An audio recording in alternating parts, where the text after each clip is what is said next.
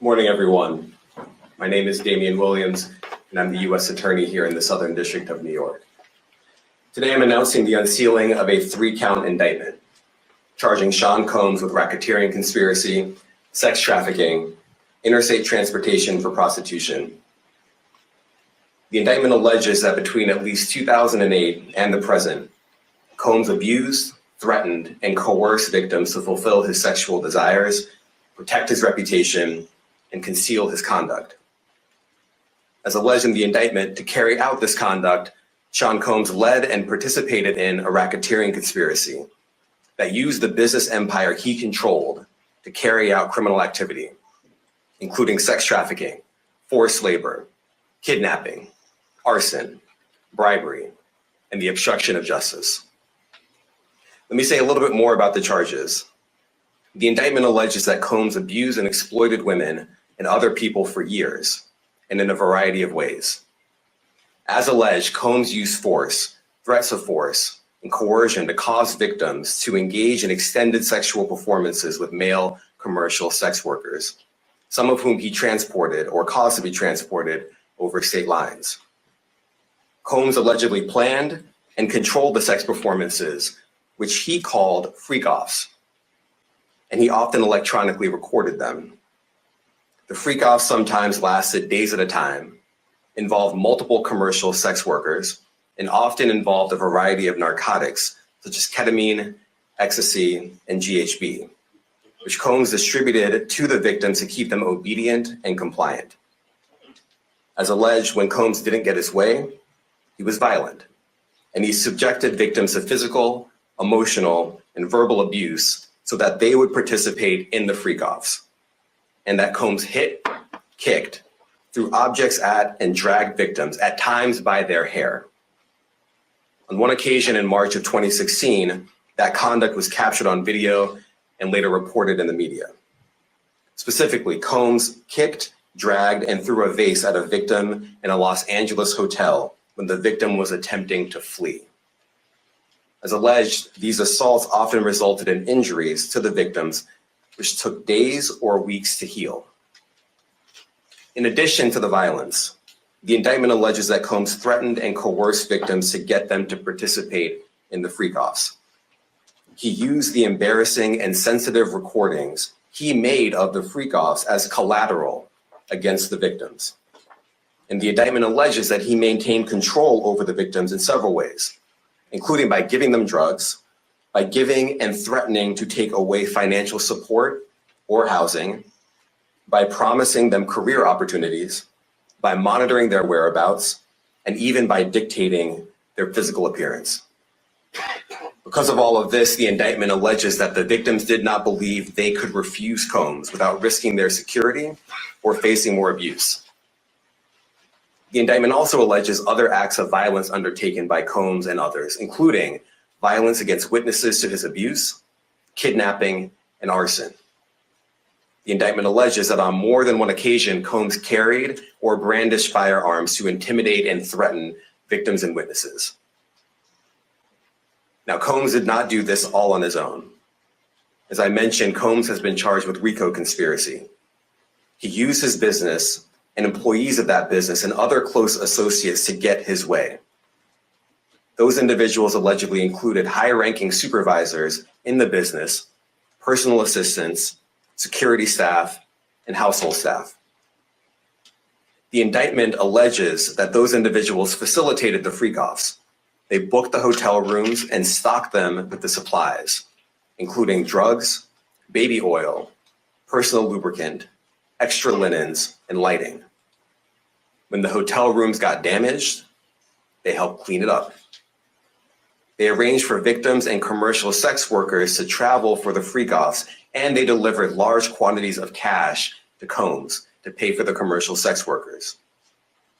The indictment also alleges that they helped Combs cover up his crimes. During the March 2016 incident at the LA hotel that I mentioned earlier, a member of the hotel security staff intervened, and Combs attempted to bribe the staff member with a stack of cash to make sure that what happened was kept quiet. And as the indictment alleges, in late 2023, after public allegations were made about Combs's crimes, he and others pressured witnesses and victims to stay silent, including by making phone calls to witnesses and victims and giving them a false narrative of what they had experienced.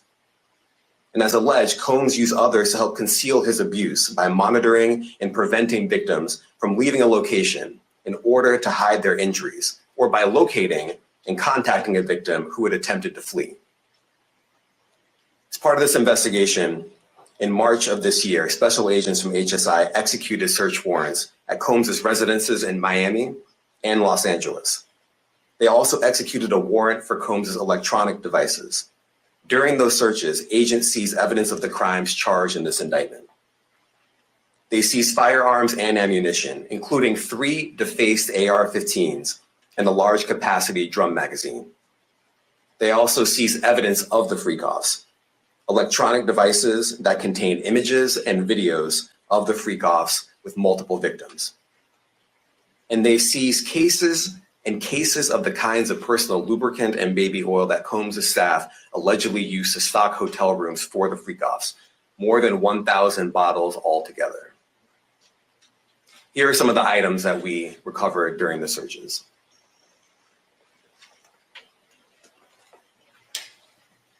As you can see here, this is a drum magazine, large capacity, and it contains, I believe, 59 rounds.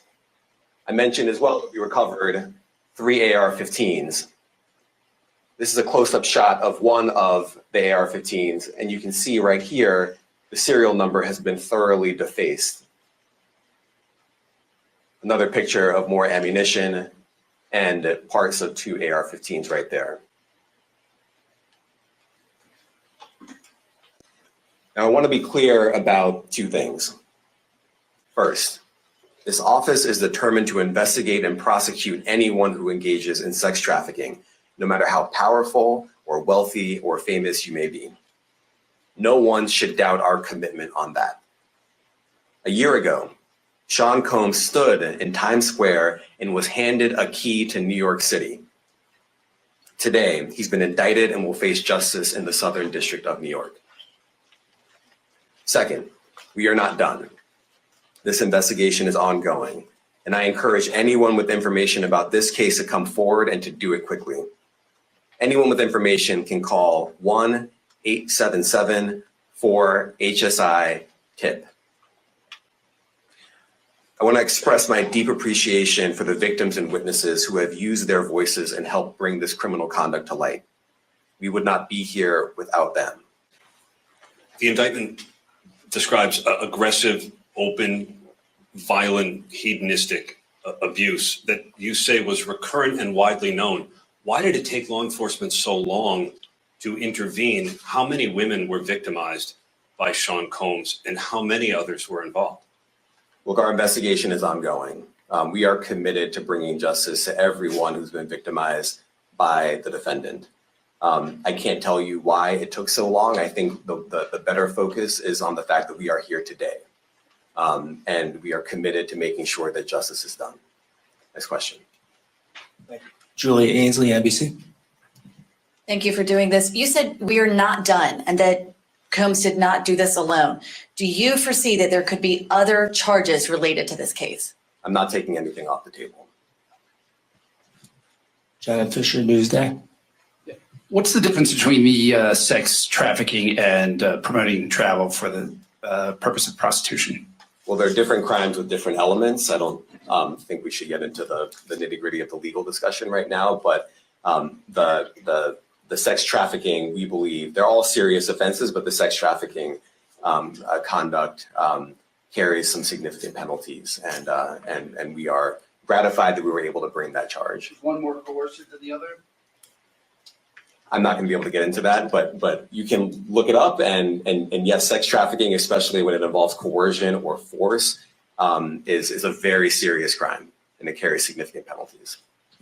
Good afternoon, Darla Miles, ABC7 New York. Thank you for this press conference and for the details. 2 questions. In context of this indictment and the information that was presented to the grand jury, are you able to clarify the number of victims? It's mentioned plural in the indictment, but can you specify the number of victims just for this particular indictment? And secondly, can you provide details about the alleged arson? Unfortunately, I'm not able to provide either. The number of victims, you are correct. We are intentional in saying multiple. The details of the arson incident are limited to what we have in the indictment and also the detention letter that we filed, which contains more details than the indictment does at various points. But we don't have anything more beyond that. Next question. Lynn Tran, CNN. Are any of his accomplices or associates under investigation? And additionally, could he face any more charges? So the investigation is ongoing. That means both as to him and to anyone else who we believe committed the crime with him.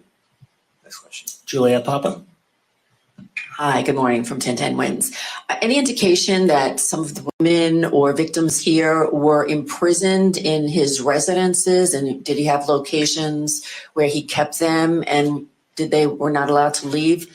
And also, he's indicted here, although there were searches and raids in LA, Miami. Why in New York? Well, I'm biased. I'm the U.S. Attorney in the Southern District of New York. I think that we have an outstanding track record of bringing some of the most impactful, sprawling, complex, difficult sex trafficking, human trafficking, labor trafficking, you name it. The Southern District of New York can do it, and so we're very proud of that. And so the scope and complexity of this investigation isn't something that we ran from. It's something that we embrace, and we will continue to do that. As to your question about whether he imprisoned anyone, all I can say is that, I mentioned this March 2016 incident where something was caught on video where a victim was attempting to flee, and there was violence that was associated with it. Was that at the residence or a hotel? That was at a hotel. Matthew Lee, Inner City Press. Thanks a lot. Does your office intend to seek remand, or are you reaching a bail package? And if you're willing, how would you contrast this with the R. Kelly case in EDNY in terms of the elements? Thanks. So we will be seeking detention. We have filed a letter laying out our reasoning for seeking pretrial detention. I'm not going to be able to expand beyond what's in the letter, but it contains all of the reasoning, and it contains the law as well. There is a presumption of detention in a case like this, and we think that's warranted. John Anise, New York Daily News.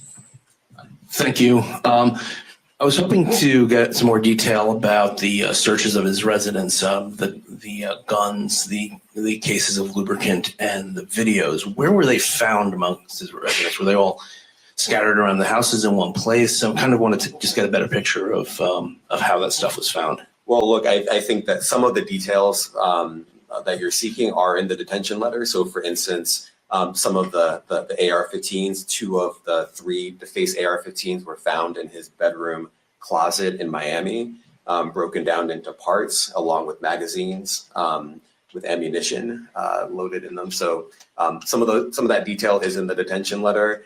Beyond that, I'm not going to be able to get into where other items were stored. Ben Kochman, Post. Hey, thanks for doing this.